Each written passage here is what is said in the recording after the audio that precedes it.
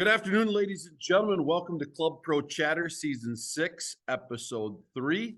My name is Greg Snow, coming to you live from the Government Center at the old Renville County, Scott. Yes, that is a fire alarm behind in case things get crazy in here. We're going to pull that. Scotty's coming to us from the Den. Have you come up with a name yet for that? No, they call it the bunker at Bunker Mines. Yeah, I like the Den. That's a good name. And I did notice you got a little Lysol back there too, just in case things get a little dirty. Got some Clorox wipes up here. And this was, well, I won't tell you about any of that stuff, but we do have a clock behind us, Scott, in case we run long on time, which we've done before. All right, Scotty, start us with a song. I know you got one. Oh, see how I did that to you?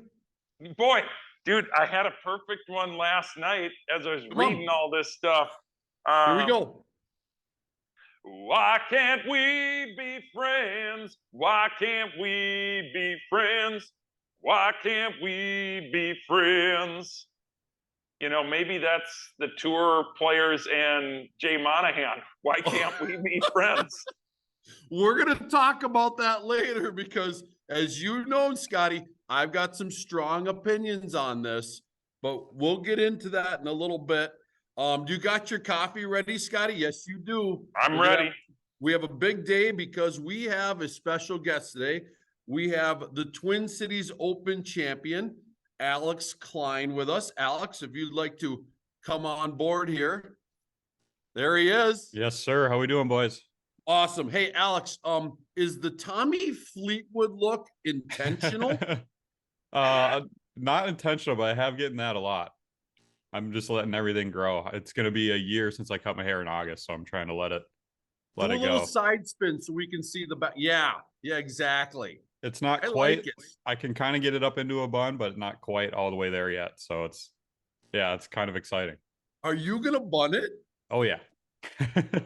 Scott, do you want to know the last time I could put a bun in my hair?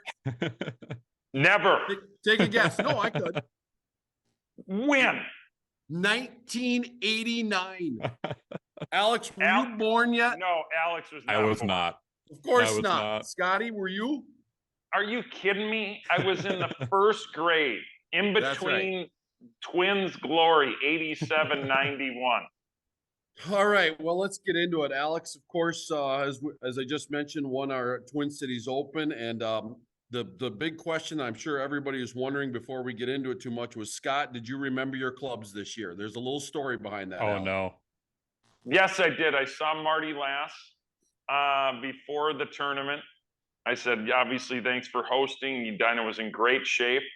And I said, I don't need the rental set from the back this year. Because Tell Alex the story. Yeah, Tell the story real quick. I got to hear the last time we were there for an event was the golf champions. It was my birthday. I think I turned 39. I hadn't even lost my memory yet, turning 40.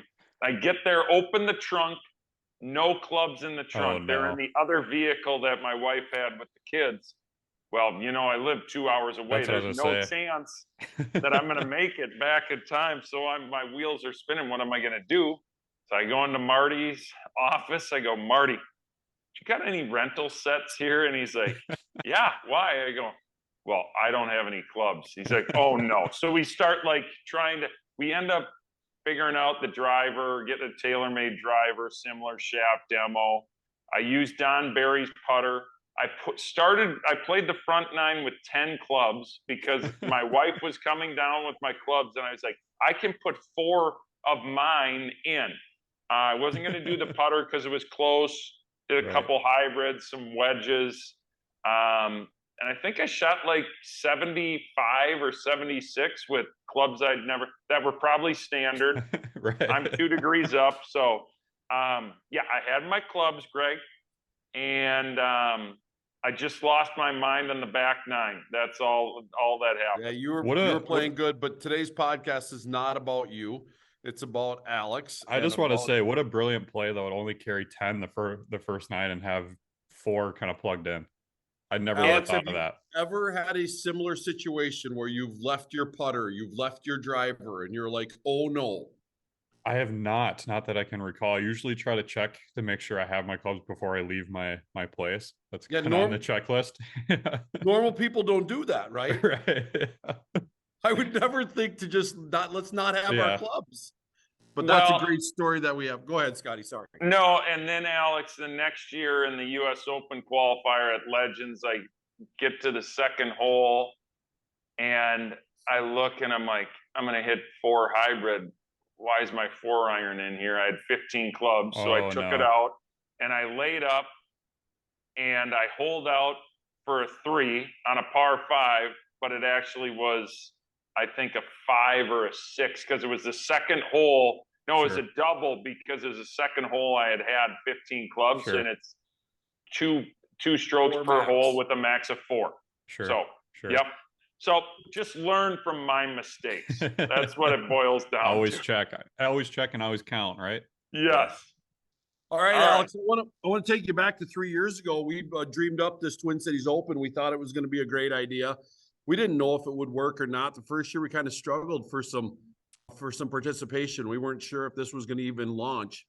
This year I tried to register, and I think it was like 2 days after, couldn't even find a spot. I mean, it was Sure. locked up full. Can you take us through the professional's viewpoint of how you guys are viewing this event now, and why do you think it filled up so fast? Yeah, I think I wasn't able to play in the first one, but I played at Rush last year, and yeah, like you said, it's a great event. I think it fills the schedule very nicely right away in the season, as like all the section stuff's getting going, and for me as more not necessarily like a section player, but I'm trying to play in some bigger stuff, and I'm trying to like chase it, play Corn Ferry stuff. Being from Minnesota, it's a great kind of tune up to get ready for like the Mondays and the Dakotas tours and all that kind of stuff. Multi-day event, which is super important. And I think getting at Rush right away kind of added some validation to it, like immediately. And then obviously out of Dyna CC, that place is awesome. It just kind of had a little more of a draw. And then kind of to your point, like I was fortunate enough to play okay last year as well. So I kind of got into that early registration side of it, so I could sign up before that it was open to everybody else. And yeah, to your point, I mean, I was on it right away because I knew it was going to fill right away. And I think it's perfect timing. It's like right when all the college stuff's done, all the college kids can play in it. And yeah, it's a really good event, and I look forward to it in the coming years. Well, speaking of, I'm glad you brought that up. Before we get further into that, tell us a little bit about yourself, Alex. I just found out that you're one of the golf coaches with the Tommies. So tell us about yourself. Yeah, so I grew up in Ramsey, just a little bit northwest of Minneapolis. No. There. Yeah, yep. I went to I'm Elgiver High from School. St. Francis. Oh yeah, nice. Yeah, so I grew up kind of up that way. I went to Elgiver High School. Wasn't like super great in high school. I was okay. And had an opportunity to play at the University of South Dakota. I kind of recruited myself, right? I didn't have anybody watching me really. I sent an email out to the head coach there at the time, and he's like, "Yeah, come on and visit." And it ended up working out. Played 2 years there. I was extremely fortunate to play well, and then transferred out to Grand Canyon University down in Phoenix. So I finished my college eligibility there. Played junior and senior year there. Turned pro right out of school. Lived in the desert for a couple of years. And then just wasn't really playing well, needed some steady income, and Brent Snyder, my instructor at the time, needed an extra person to help him out. And I started teaching with him. That was 6 years ago. And it kind of been with him on and off ever since. I was out in Colorado for about a year, just kind of hanging out during COVID. But yeah, it's been a wild ride. And now that I'm a little bit more stable financially and all that kind of stuff, I'm going to try to play a little bit more this next couple of years. Nice. Yeah. Scotty. Yeah. No. Your turn. I know. I'm well aware. I'm just taking notes. I give Alex a hard time all the time because I think he should be getting in the PGA. But I truly want him to. Obviously, we only get one crack at it, so to chase it a little bit. So you've been out there. Maybe talk to everybody. I mean, you've tried it, gotten into the teaching side, obviously coach now and trying it a little more. How difficult is it? Explain to people, like, everybody thinks like, oh, I'm this scratch golfer, I could get out there and play. Like, it's not even close. Like, how good is the competition out there at almost every level? Yeah, it's crazy. And for me personally, having to work as well is probably the hardest part of it, right? Like I went and played PGA Tour Canada's Q School in March this year. That was my first time on grass since November, right? So I had a pretty long layoff, and then I went down there, and I was actually able to compete a little bit. But that's probably the hardest part for me. Just not having the reps that everybody else does. Like, all those guys are playing full time. That's all they do is play golf. And they're, yeah, like to your point, they're so stinking good, and the competition is so deep. Even at the, like, mini tour level, Dakota's tour level, right? You have to shoot some places 20 something under par just to win over 3 days, right? So those guys are crazy good. But that's kind of, you were joking with Greg, like decade and that kind of stuff. That's what's helped me a ton, is I'm able to not have the hours that I need to put in, but I can kind of plan myself around a golf course a little bit better than I was able to before, when I had all the time to put in. So I've actually gotten significantly better just by understanding golf a little bit more, and obviously hanging out with Brent and teaching a little bit, right? Excuse me. He's taught me a ton, and just every day just learning about how to find a way to get better, whether you have an hour or 2 hours or 30 minutes, right? Just always doing something to get better. Alex, since you guys have brought it up, tell us a little bit about this decade thing before we get back into the Twin Cities Open. Yeah, so I mean, Scotty actually has met the founder of it. He might be able to speak on it a little bit more than I can, but I kind of monkeyed around with it like 2 or 3 years ago, and went through all like the content, the videos, and kind of like was 1 foot in, 1 foot out. It was like I tried to use some of it, and then about 2 years ago or a year ago, I was like, okay, I'm just gonna go full blown into this thing. Like, let's see how well it can help me. It's only gonna help, right? It can't hurt. And what it is, it's just a system, a strategy system that you use, and it's in place based on probability, essentially. And it's basically you're getting the correct target from aiming away from hazards, and there's like a formula for when you should hit driver, when you shouldn't hit driver. So it makes every decision for you, so there's less emotion in each decision. So it becomes very, very easy for me, and for a lot of players. It's becoming really popular at the tour level, and it's extremely popular at the college level. But it becomes a lot easier to remove that emotion from decision, which makes you that much more committed to that shot. And all we teach everybody, especially our junior players, all day is, okay, how do we get committed? How do we get over a bad shot? How do we do this? How do we do that? Right. So if you have a system in place that allows you, like, I know if I just hit a normal shot, it's going to end up somewhere in my dispersion pattern. My target's awesome. It's not going to end up in that bad of a spot. And that just allows you to be that much more committed and accept the result that much more. So it becomes less of a roller coaster emotionally on the golf course, and you're just kind of in there hanging out. So it's a lot. Greg, Sorry, Scotty, go ahead. No, does it sound like it'd be something that's great for you? You're not emotional out there. I mean, yeah, you just aim at everything, whatever. I mean, this is, and to be honest, Alex, I started using Decade probably 5-6 years ago. And if you look at my scoring average and my results in big events, it's gotten better and better. And I truly believe that it's all because of Decade, like expectation management, picking the right targets. Obviously, you got to work on your game. You still got to have a short game. You got to work on your golf swing. But if you take the emotion out of it and you stick to the game plan, it's pretty easy. And Greg, I'll tell you a quick story, because Alex played in the group behind me. Him and I are sitting there on 9T, which is backed up because it's a drivable par 4. And I'm talking what? Not for everybody. So here's what I'd say is, based on the numbers, and Scott Fawcett, the founder of Decade, got into it a little bit with Colt Knost about number 3 at Augusta. Like, based on how far you hit it, everybody should be hitting driver there. And Colt's like, well, I don't know, it's a tricky green, but the numbers don't lie. The closer you get to the green, the lower your scoring average is going to be, not even with those shots. So I don't hit it as long as Alex. Alex hits it far because he uses the ripstick. So his swing speed's probably about 10 miles an hour faster than mine. So he can fly it probably 20 past me. But I'm standing there and I got hybrid because I don't like getting in a weird spot there. And then I'm like, yeah, whatever. I'll hit driver, and I flared a little right. I got 50 yards. I hit it to 4 feet and I make birdie. Alex, I see you made birdie on 9. I assume you hit driver. And I did. That's what Decade's all about, is hitting the right club in the right situation off the tee, but then also picking the right target when you're hitting approach shots as well. Yeah, I think you said it best. The expectation management's a big part of it as well. Yeah. Understanding those numbers of how many shots it takes to hole out for a tour player from that yardage, right? And then we start kind of understanding that this, I mean, obviously everybody knows this game is hard, right? But it's even harder, right? Than we understand. So you start loving on yourself a little bit, right? And then it just becomes a lot easier day in and day out.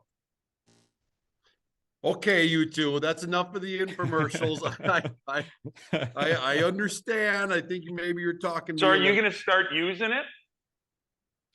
Well, I'm sure this is another hour-long podcast of exactly how, because again, my mind says, and I don't want to ask all these questions because I want to get to the Twin Cities Open, but my mind says, well, does it take your score into consideration, where you're at in the, all those things that kind of play, that right? Doesn't matter. No, doesn't matter, because you're trying to make the lowest score possible per hole, and based on the math, the expected score, that decision is going to optimize everything. So it doesn't matter if it's a match play. It doesn't matter if you're 5 down or 6 up, or if you're 6 back in a stroke play tournament. It's that target is the right target that's going to allow you to make the lowest score possible, highest percentage shot. You two are convinced, and you're way better players than I am, so there's something to it. Let's get back to the Twin Cities Open, Alex. Okay, your connection to Edina Country Club. Tell us a little bit about your expectations going into the tournament. Do you have a love affair with Edina? I do personally. Sure. Tell me a little bit about that with you. Yeah, so funny story. This is kind of going to be more of an infomercial for Decade. I had never been on property till the first round. Never seen a golf course before. But I knew everybody I talked to loved it. And I did my little charting thing online to try to get ready as best I could. I just didn't have time for a practice round. And that's obviously, ideally you'd want to have a practice round, but the next best thing is kind of doing what Scott Fawcett preaches and going online and checking it out and whatever, and charting it. But the course just set up perfect for me. It's not crazy long. It had really long rough, and it's really narrow. So the strength of my game is off the tee. So those par 5s to me were like, I know I'm gonna have a pretty good chance at picking up a lot of strokes on people just because of how accurate I hit my driver. So I'm gonna have a lot of opportunities into the par 5s, and then the couple of par 4s that you can, excuse me, the couple of par 4s that can kind of get it up by the green. And it was just an awesome shape. The greens were perfect, right? And yeah, I love it. It's a great golf course, and I hope to be back at some point. So you played the par 5s and only 6 under. So I guess you did like the par 5s. Yeah, but I had it was good. I think I had 6 2-putt birdies. Yeah. So for the week, yeah. What? Yeah. So talk a little bit. Obviously, I mean, so this is now in this generation of live scoring, all your college meets, it's live scoring. Everybody knows where they are. Are you a guy that looks where you're at, or because of Decade, you're just like, it doesn't matter? So I do like to look. Okay. I like to know. But yeah, it doesn't matter. It's not going to influence my decision at all. I just do like to know. And I don't know why that is. I just kind of like knowing where I'm at, not what needs to be done, because that's, like I said, it's not going to really affect my decision and my target or anything, but it's just kind of nice to know.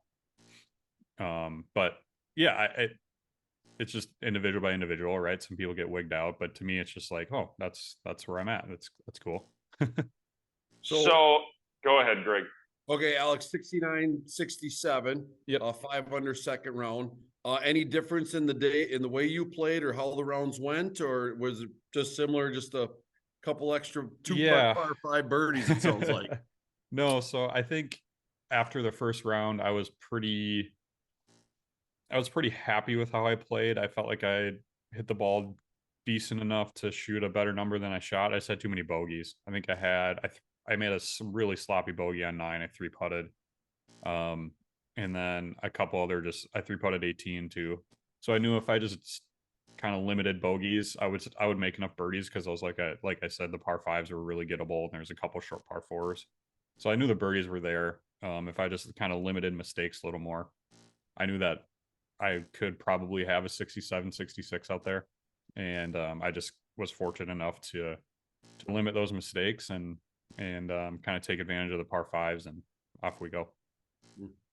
So you finish, let's see, it looks like 6 birdies in the last 11 holes. Yeah. Finish strong.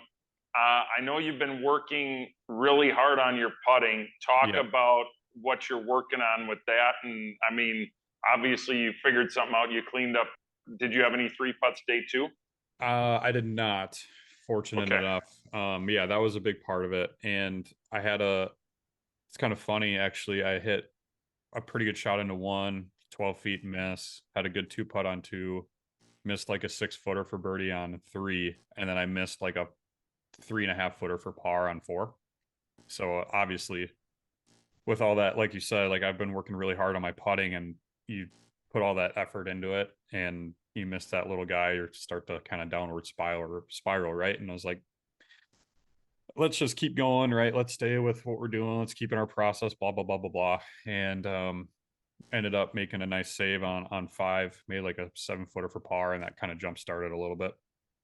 And for the putting part of it, that's kind of was the big problem with me over the last couple of years. I've been in contention and some Dakotas Tour events, but kind of been in the final group and had some chances to win. But strokes gained wise, I would lose, like, not kidding, 5 to 7 shots in the final round, whatever it was. Like, it was kind of a trend. So I was like, obviously something has to change. This is insane. So I started working with a guy named David Orr. He's down in Pine Needles. He's kind of like a legendary putting coach. He used to work with Justin Rose and Hunter Mahan, and he's buddies with Phil Kenyon, who kind of now has everybody on tour. So I went down and saw him in April, and that was quite eye-opening. And he changed a couple little things, and I've been just trying to stick with that. Like I said, stick in my process and keep on that. And that was huge down the stretch for me. I made like a slider on 16 for par, is like a 3.5 foot slider, and then made a couple nice ones on 17, 18. I made a nice like 12 footer on 18 to kind of close it out for birdie. So that was about as fulfilling as a golf shot as I've ever hit, honestly, is holding that 12 footer on the last hole. Because normally I'm just like, okay, don't screw this up.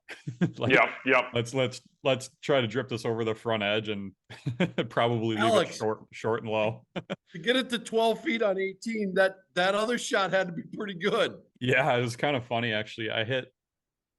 So on the first round, I hit driver just short of the bunker. I kind of whiffed it a little bit.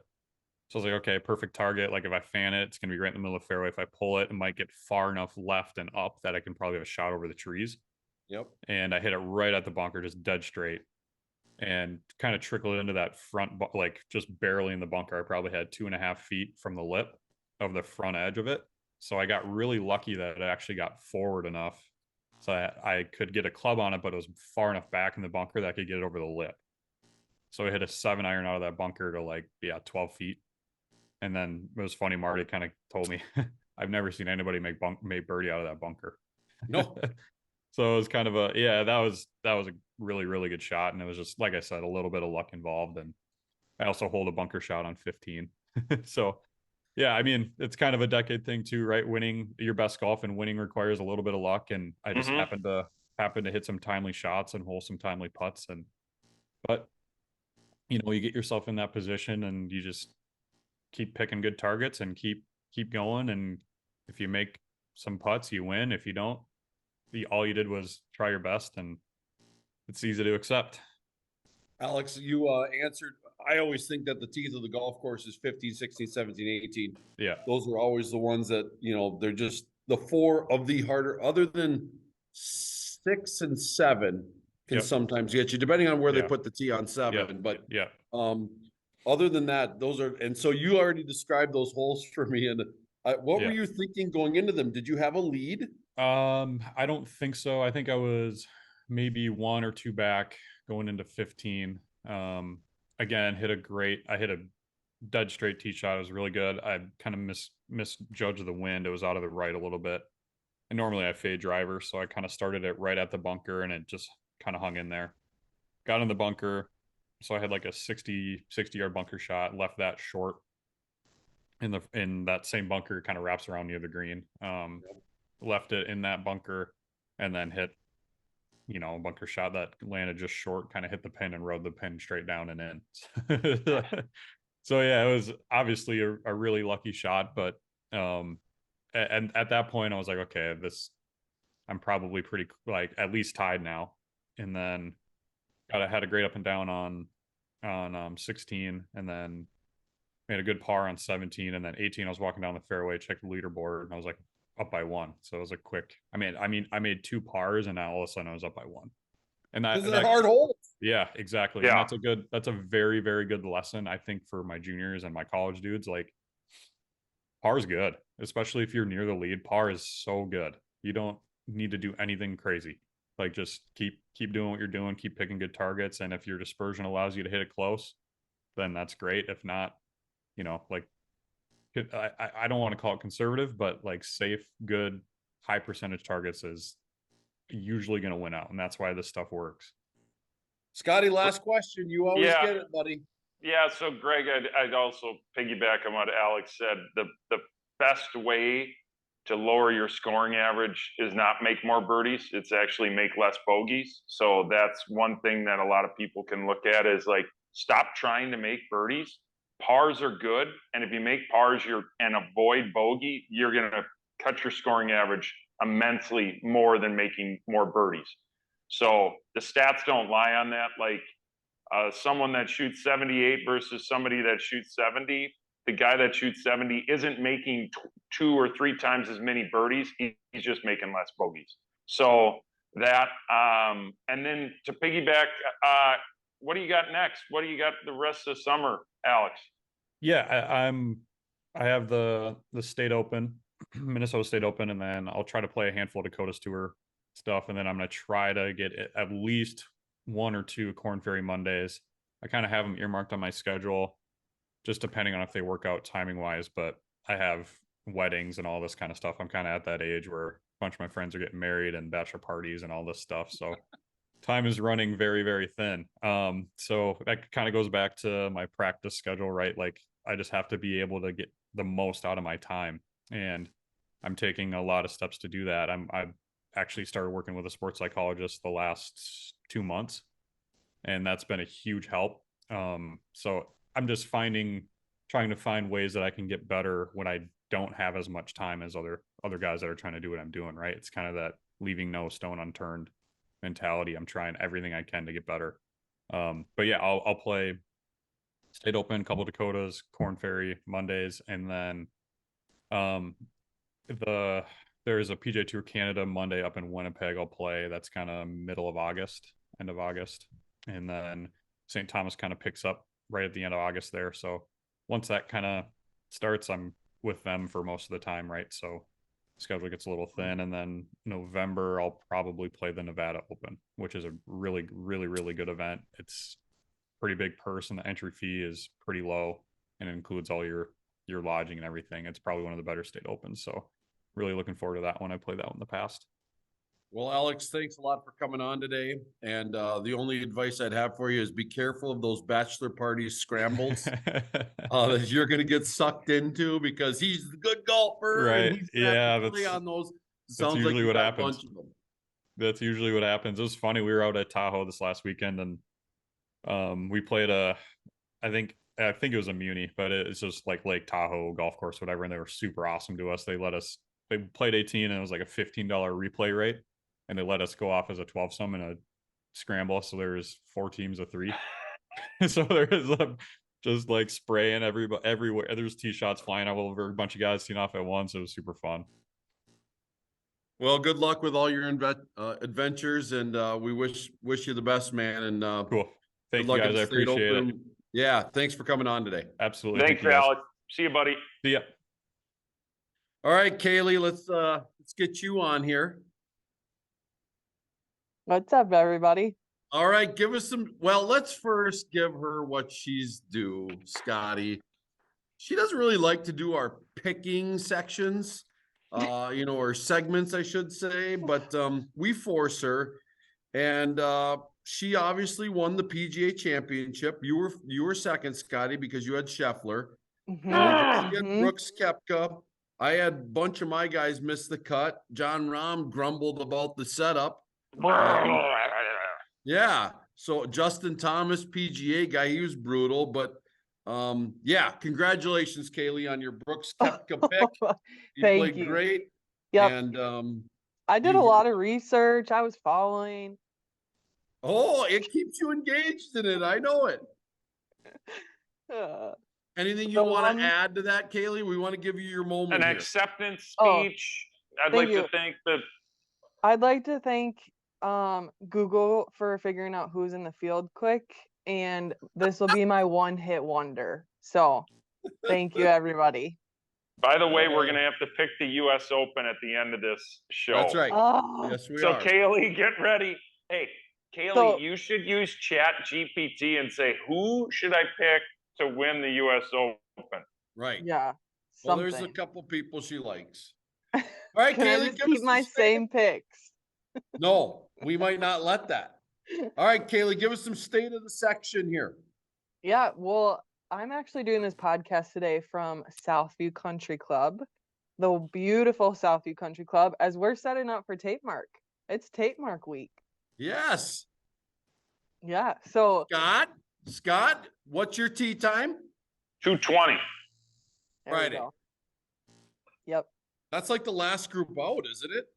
There's one guy behind me, and hopefully he learns how to do live scoring. He's a friend of ours, Jesse Nelson. No, he doesn't like the live scoring. No.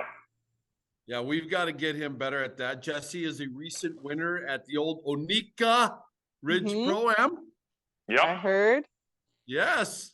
So maybe that'll help him do some more live scoring.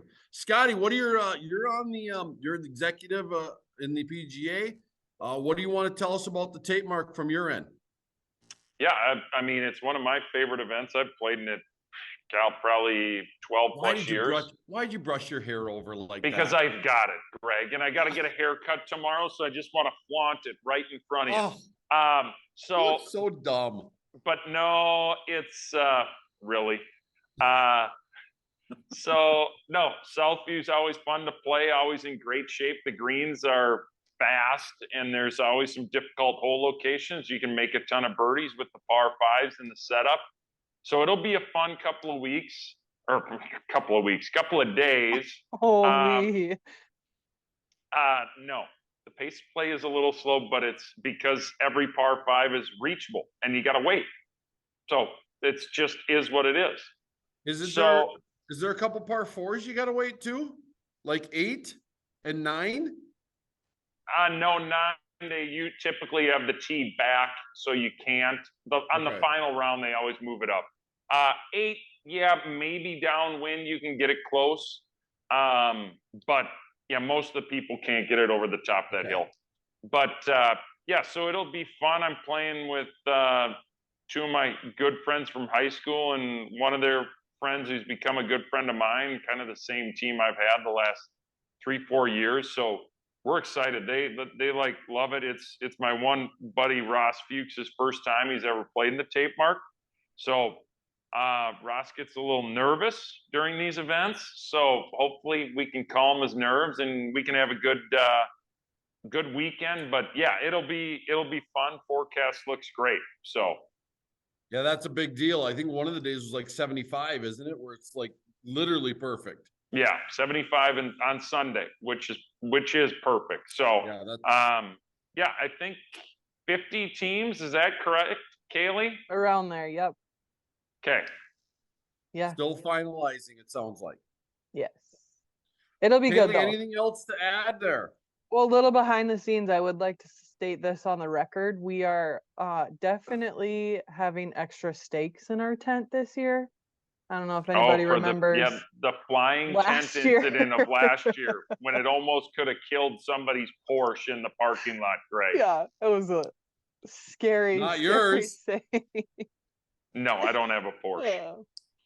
So yes, Okay. hopefully everything will be secure this year. We're working diligently on that. But yeah, it's Tape Mark Week. It's fun. It's a grind. It's cool once everybody gets here and we can see all the work that we put in for the year kind of come to fruition. Yeah, this is a lot of work for our staff and they put together. Obviously, we've taken over this as what is this, year 3 now, Scott? We've been a part of it probably 5 years, and we've been running it 3 years at least. Yep. Yeah. So again, we're still getting better at it, and it's a big, and obviously President Phil Anderson has a long history with Southview, and this is a passion of his, and it's good to see it still going strong. So thanks for all the work you do, Kaylee, and for the team. We appreciate it. Yeah. All right. Thank you. We better do these picks right now before we get into some other stuff, because we might have to cut off some things. I know you're probably not ready. No one's ready. I'm literally going to text Tone. I'm going to text Tone right now and be like, what are Tone's picks? No, Kaylee, you don't need help. I've got the batting order here, which will be Scott, Greg, Kaylee. We picked 4 in the last one. I got to go back in my notes here and find what we did for the Masters. I think we did 4 there as well. So it seems like that's the theme of the year for us. So we'll do 4. Let me see. Yeah, the Masters, we only did 4, but we had Tone. So, Scotty, you get the #1 pick in the draft. It's LA Country Club is obviously it's not. Yeah, I mean, it's going to be hard to know horses for courses here. I watched a college event there a couple years ago, but I heard they did some even revamping of that. So I don't have a lot of history with this one as well, but Rory's already come out and said that it's going to be the best US Open ever, whatever that means. And that was before the news of the Live and PGA Tour coming together. So, Scotty, all that being said, do you have somebody that you think will win the US Open this year? Well, yeah, I agree with you on the horse for course thing. I don't think if some of these guys have probably never even seen it. They're for sure not in a tour event situation. So I think it's really up for grabs. I'm going to go with somebody that if he just figures out how to putt, he's the best ball striker in the world. He's in the mix all the time. Scotty Scheffler. Yeah, I started writing that down as soon as you said learn how to putt. His strokes to gain in this last event at the Memorial was off the charts. I think he was tee to green was off the charts, but then he just couldn't figure it out. All right, I'm going with the wild card, and you know I'm half a Live guy, so I'm going with Dustin Johnson. Ooh, DJ. A former US Open winner. Kaylee, you get 2 picks. Okay, my first one, I'll go with Matt Fitzgerald. What's his name? No, Fitzpatrick. Yeah. He's defending champion. I like it, Kaylee. Yeah, but you picked him before. Maybe if you have some sort of love affair with Patrick. I like it. Every once in a while. Well, once I can get his name right. You're and then a big I'm Larry Fitzgerald fan too, so. Right. And then I'll go with Jordan Spieth. Ooh. That's a pick that Scotty usually likes. Mm-hmm. All right. Kind of want to pick Frankie Chapin, Minnesota kid. Frankie Sappin. I was just gonna say. Is it Sappin? I think so.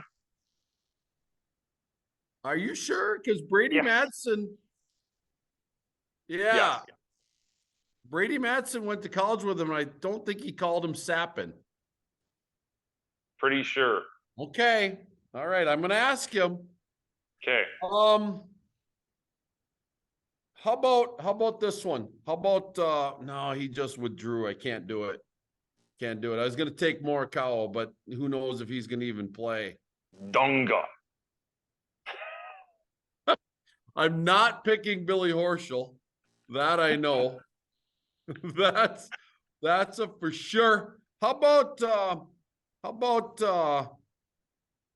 Shoffley? Xander. Scotty, Let me down two at the picks. PGA. Yeah, these are two very easy picks. I'm not going to pick John Rahm because it feels like he's ready to pull something out of the ground. He's running a little hot. Seems angry. He seems angry. This guy's the hottest player on the planet, and he doesn't even play on the PGA Tour currently. Brooks Koepka. And then I'm going to go with the next hottest player, my favorite Norwegian, just won this past week, Victor Hovland. Scotty, I wasn't picking Brooks because he's still on a bender. It doesn't matter. He probably will dye his hair and he'll still win. And Jenna will have to open up a space on the wall. We're going to have to see that dumb video again. And there you go. Cameron Smith. Oh, Cam. Who's got longer hair right now? Cam Smith or Alex Kline? Kline. Haley, 2 picks. Your final 2 picks. Well, I think this would be fun to go with Mr. Masters and do Sam Bennett. Ooh. Maybe. Maybe. Now, Hold on. Is he still an amateur? I don't know what his story is. I don't know if he's in for sure. I think he might still be an amateur, so so he's that still hurts an us for the money. Kaylee, Yeah. we're going to have to tell you to take another pick here, I think. But we know how much you love Sam Bennett. Yeah, Kaylee, this isn't all your future husbands here. All right? Come on. Don't give away my secrets. I don't even know. Well, I always love Tony, no matter what. Go with Tony. Yeah, he loves the Lakers. He's an LA type of guy. Yeah. Well, my favorite thing he ever said, this is kind of irrelevant to the tournament, but he said he's a father first, golfer second. Automatically love him. And then we'll go with Ricky Fowler. Why not? I picked him last.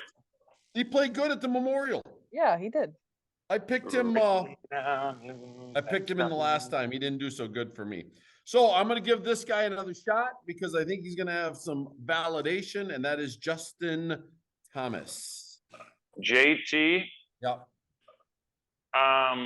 Okay. So I've already said Rahm isn't going to play well because he's going to rip something out. I don't think Rory's going to play well because he's even madder than John Rahm. Wouldn't you be? Yeah, exactly. Okay. So I'm going to go with the California kid, went to Cal. I'm going to go with Colin Morikawa as long as his back spasms. I already told you I was going to pick him, but why I didn't. And you just went right around that? Well, you know what? He's going to get some good treatment. It's all going to be okay, Greg. All right. Good stuff. All right. We got our picks in. Again, this is a big one for you because if Kaylee or I win this, you have no chance of winning the year. This team, no. I'm going to say it right now. There is no chance my team loses. I hope you do have a nice squad. I do agree with you that you have a nice looking squad here. But they'll probably all miss the cut. Let's be honest. I haven't won yet this year. John Rahm will probably win now. Oh.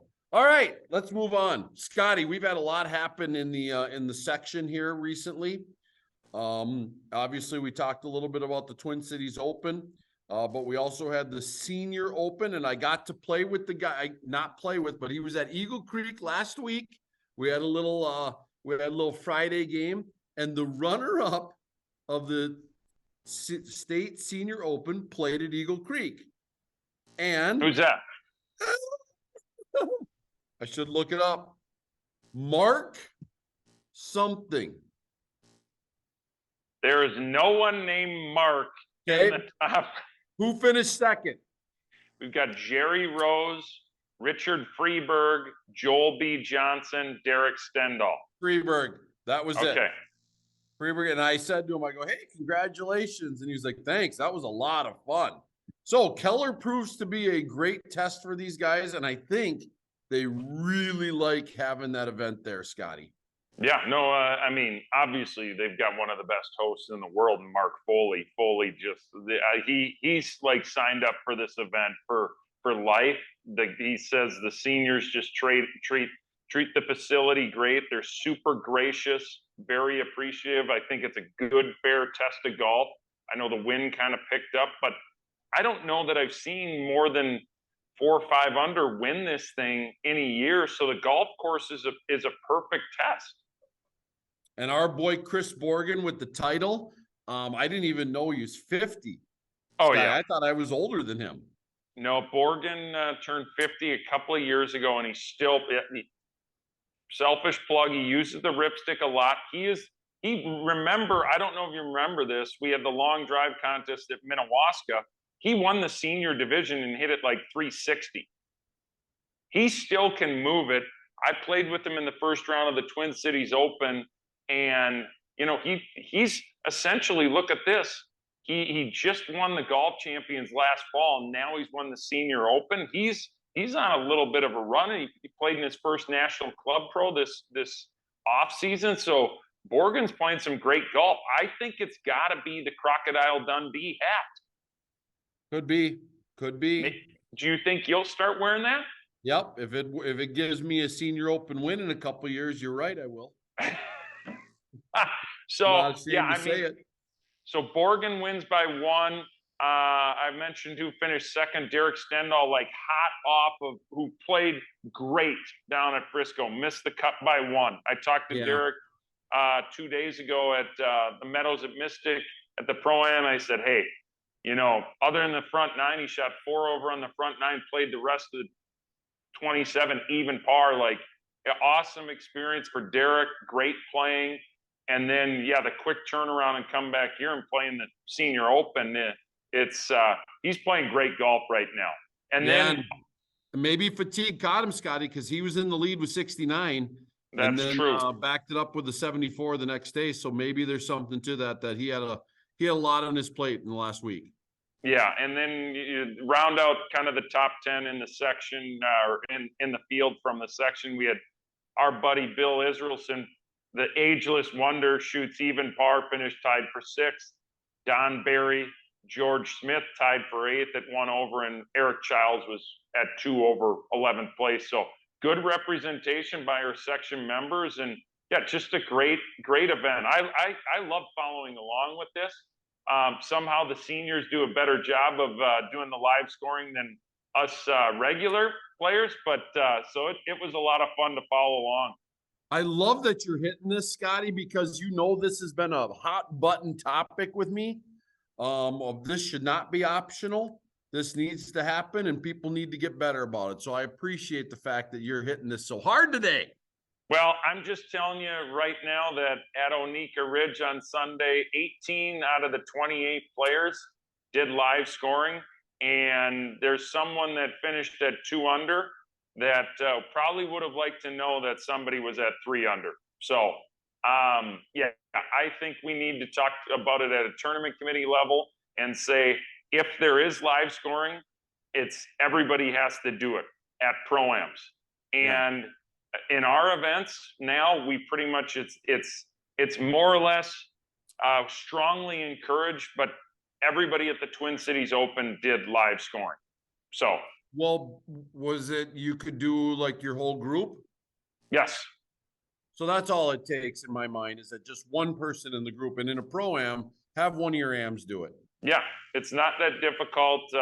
And nowadays there's this thing called the do not disturb on an iPhone, where you won't get any notifications and you can still post the scores. So that's not an excuse anymore to me. So I think I know when you love me getting on my soapbox, and this is me getting on it.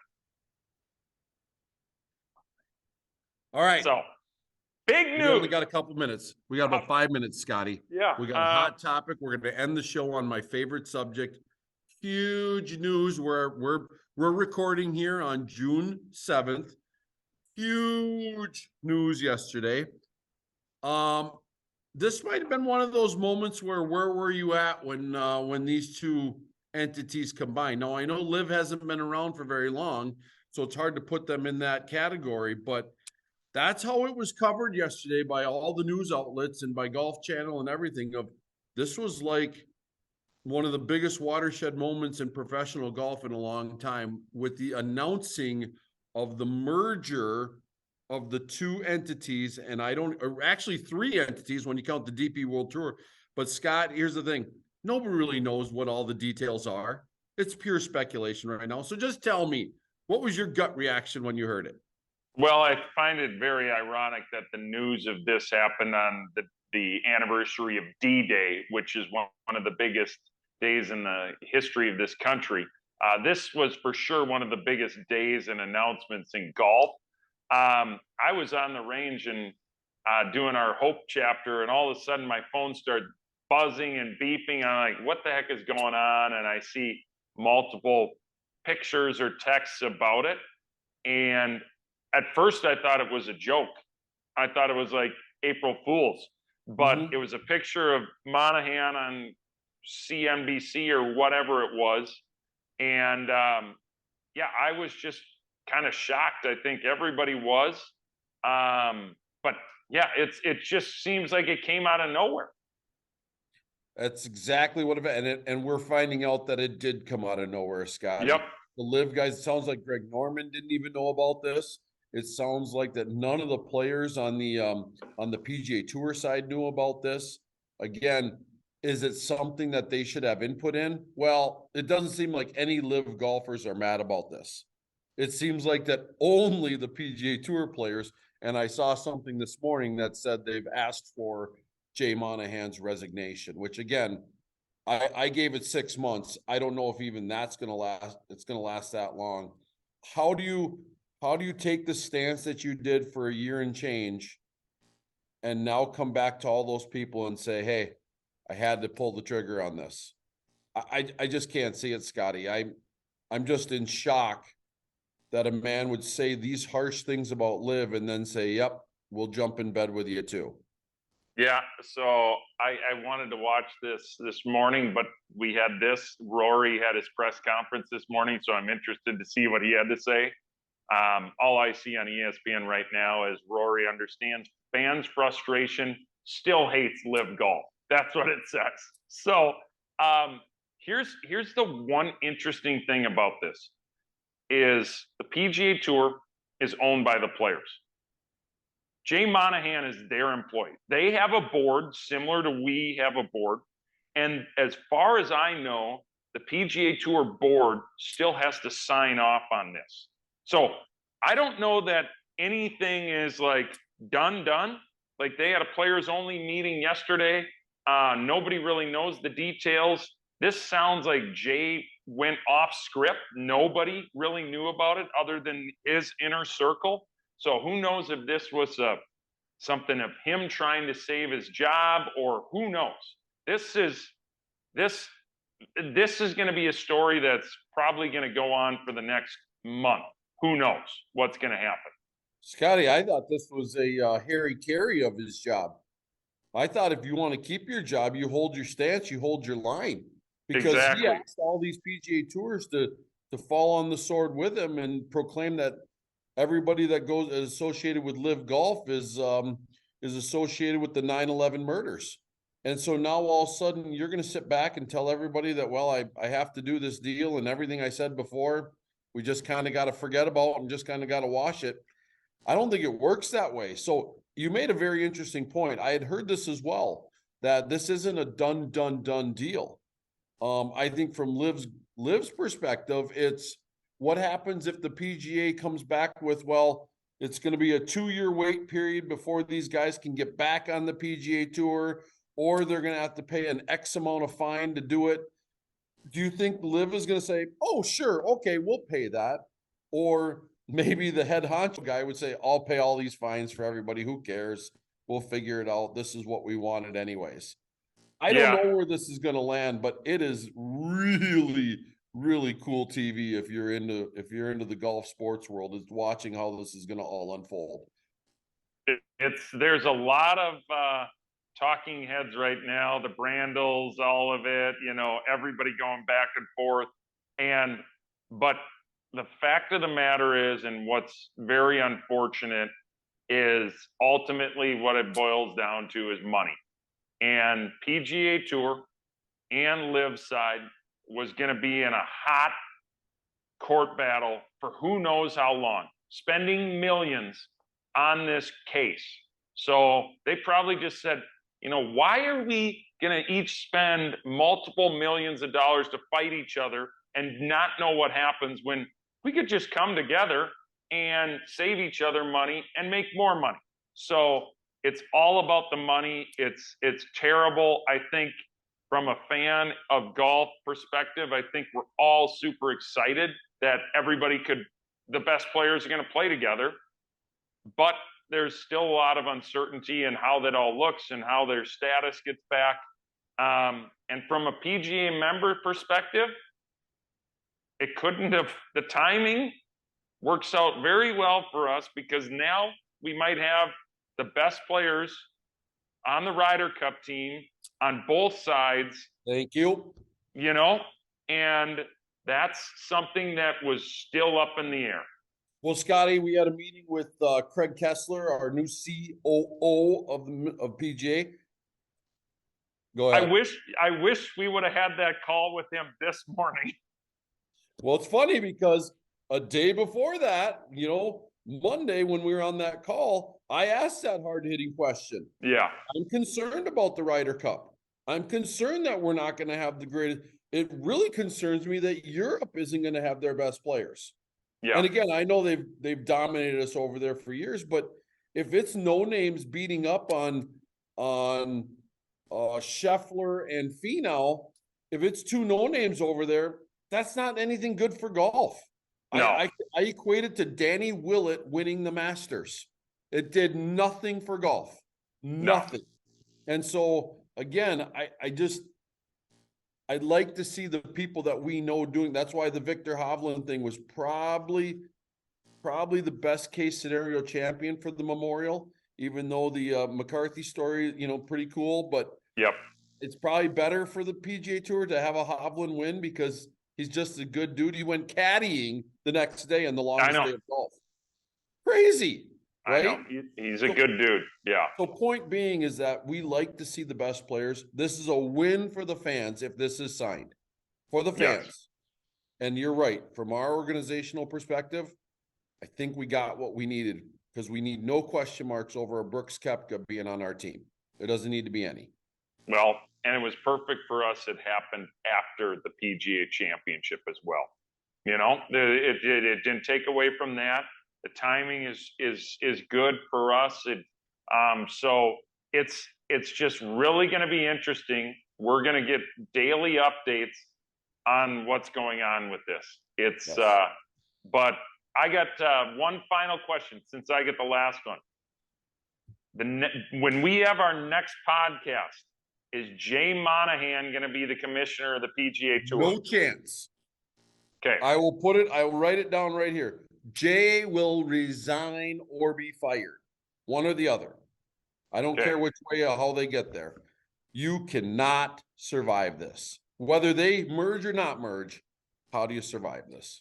Yep. So then I guess the next question is, are you going to be putting your name in the hat to be the next PGA Tour commissioner? Yes, because bottom line is, and I'll tell you this, Scotty, from day one of Live, I said the same thing of sit back, let those Live guys go and say, hey, if you want to come back and play in our events and our biggest events, we'll figure out a way to make it happen. Be so cool with it that they actually are mad that you're not mad. Instead, Jay went with they'll never be back. We'll never allow anybody back. And he needed a consultant to say, dude, you've got the best product in the world. Act like it. Yeah. Act like it. Yeah. I mean, for crying out loud. You acting like that they just stole your basketball and they're going to leave. Yeah. And now I'm using my high-pitched voice because I just can't understand that a guy making that kind of money couldn't have made any better decisions about this to help out the sport. Yep. Anyways, Scotty, yes, I'm going to throw my name in the hat. Hopefully they watch this podcast, say, you know what? We should get a visionary like that Greg Snow guy. He's always safe. He's got Clorox and a fire alarm around him at all times. So he's always ready for anything. All right, we've ran out of time. For Kaylee Ekstrom and Scott McDonald, thanks everybody for watching, and we'll see you in approximately a month after this U.S. Open. And oh boy, I bet we'll have some more Live PGA Tour news from that one. Thanks, Scotty. See you later. Yep.